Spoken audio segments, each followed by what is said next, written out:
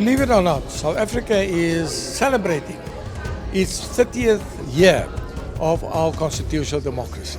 Essentially, we've got to build on an incredibly strong constitution, but it does mean that we have to create opportunities to discuss and renew from time to time. The most progressive document in the world, which is South Africa's constitution, which actually paved the way for us to be where we are. The way that we are going to build the future is by setting a clear sense of national ambition that refuses to accept or believe that our country can only decline.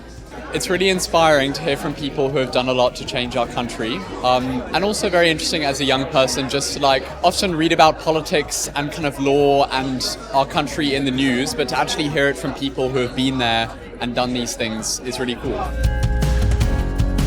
We're very excited to be part of an event where we are looking at how coalition government, the government of national unity, can look at constitutional development in this country. We are not here to speak to the converted. We are here to make our united voice louder for the commitment to put South Africa first. Which is one of the reasons both our foundations and other foundations have been at the forefront of calling for a national dialogue that ensures that all South Africans are thinking about the future of the nation. And we have a stunning opportunity, and as ordinary citizens, as civil society, we have to take that gap.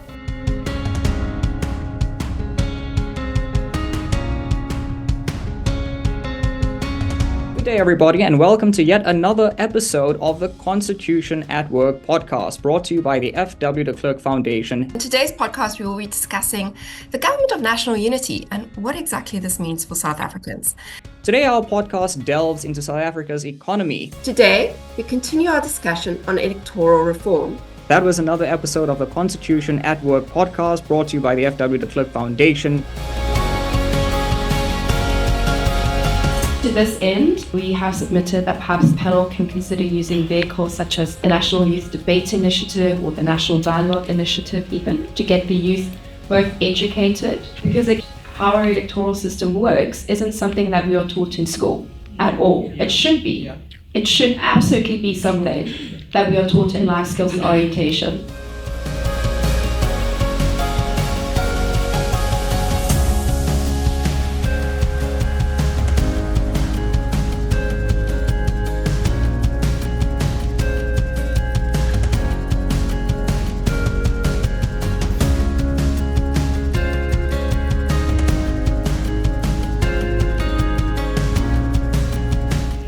Through the Global Leadership Foundation, FW nurtured democratic principles and good governance in diverse nations. He didn't just pass on his legacy, he multiplied it far beyond South Africa's borders. Future democracies will depend upon leaders who see beyond their own time, who act decisively when history calls, and who have the humility to prioritize the greater good. Leaders with the characteristics FW exemplified.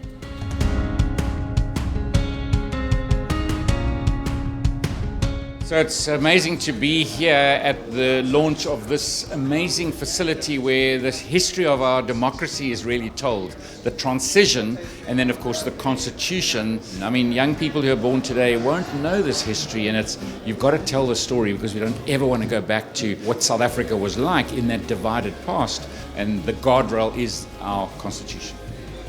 My vision for the Centre is that it needs to play a crucial role in terms of shaping our democracy, making sure that all of our people benefit from our democracy. This is what the Centre is all about. It must become a hub of intellectual discourse about a better future for all.